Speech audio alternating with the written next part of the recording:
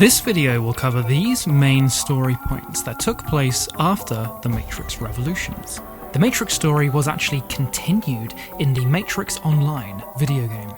This video game had consultation from the Wachowskis themselves, therefore we can consider these story elements to be canon and true within the Matrix universe, but who knows if the upcoming Matrix 4 will take it into account. Anyway, let's look at what happened after the Matrix Revolutions.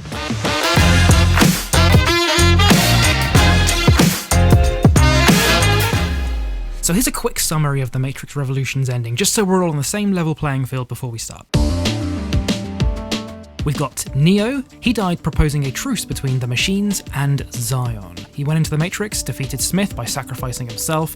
Deus Ex Machina sent a deletion code through Neo's body and deleted Smith. So we have this uneasy truce happening between machines and Zion where they're not allowed to attack each other. We have the Oracle. It was supposedly her plan all along to do this. The Architect seems strangely unsatisfied with this truce, of course. Morpheus is happy because basically his prophecy came true, so he can now gloat to everybody and say, yeah, I was right all along. So Trinity died, sending Neo to the Machine City, but it looks like she's appearing in the Matrix 4, so God knows what happened there. I guess we'll find out in December. Smith was killed, as I just said, and the Matrix was reset. That's what that kind of bubbly graphics going across the ground was at the end of Matrix Revolutions. So new era, truce, Neo dead, Morpheus continuing, etc, etc. Even though Neo died, his RSI continued to survive somehow as digital artifacts within the Matrix. This prompts a giant treasure hunt from everyone involved in the Matrix, really, trying to find fragments of Neo's RSI, his residual self-image. That's the kind of avatar. Specifically, people go after the Shapers, who are able to manipulate the scattered leftovers. The Oracle actually claims that this was Neo's own decision, so using his power that he supposedly got from contacting the Source or something, he deliberately split his RSI all over the Matrix so that one day they could be reconnected and the world could use his powers yet again. Another big thing with Neo is that his real-life body, his actual dead body that happened in the Machine City, no one knows what happened to it. The machines never confirmed what they did with Trinity's body either, so maybe this is what's going to lead into the Matrix 4. We don't know. So this is something quite interesting about the Matrix Online, is that it basically says what would happen if a martyr died and the groups of people left over all had differing opinions. And there are two main groups that are completely opposite to each other. One aligned to the red pill and one aligned to the blue pill mentality. The EPN stands for E Pluribus Neo. This group is dedicated to looking at all the work that Neo did, his whole mantra, and trying to continue that within the Matrix. They believe that everyone plugged into the Matrix should be allowed to exit if they so wish. Do you remember Michael Karl Popper? It's the character Kid that basically said, oh, Neo, you saved me. He becomes the leader of the EPN because he kind of worshipped Neo anyway.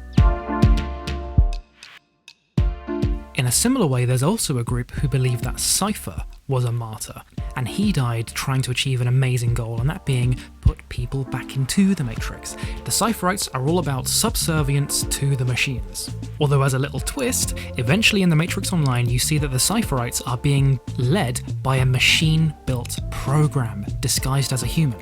His name is Kryptos. Both parties, Zion and the machines, actually try to really give the truce a chance. The machines even create a brand new type of agent that's more based on peace, more kind of friendly. However, the straw that broke the camel's back is when the machines discovered that Zion was preparing for a new war. They took this as a sign that there was another war coming, when really Zion was simply just preparing as a worst-case scenario.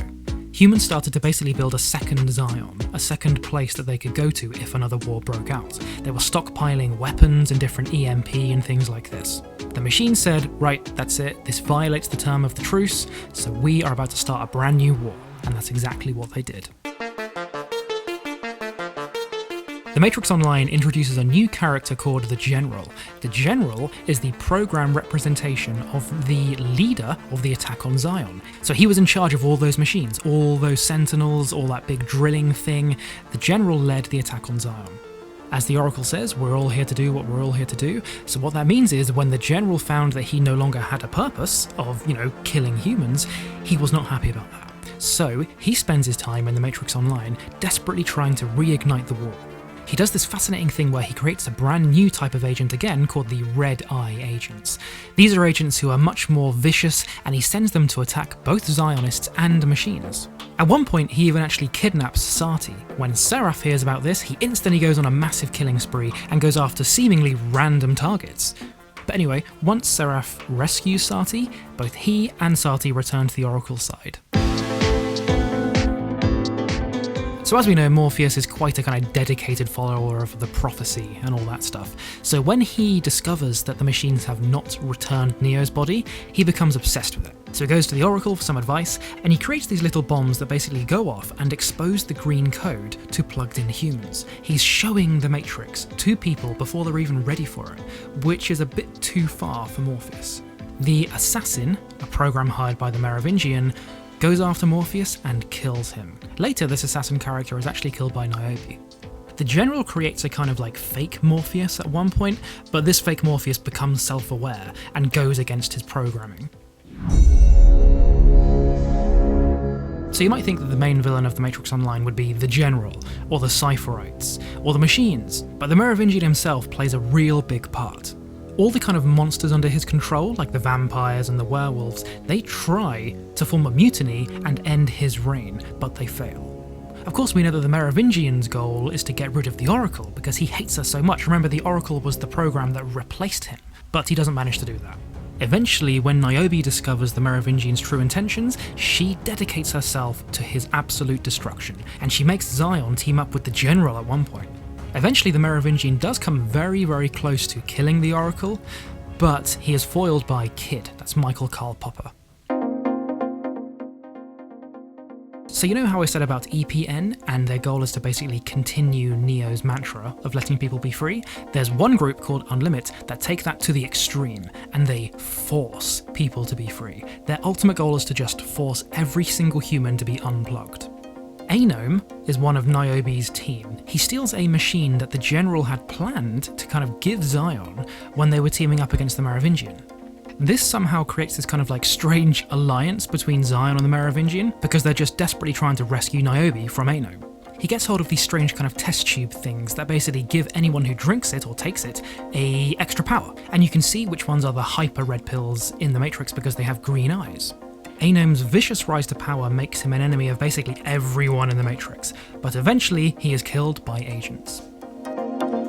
Thank you for watching that, everybody. If it was a help to you and you really liked learning about the Matrix lore, then please subscribe to Jam Punch, and I'll be releasing a brand new Matrix Explained video every single week. My name is George, this is Jam Punch, and I'll see you next time.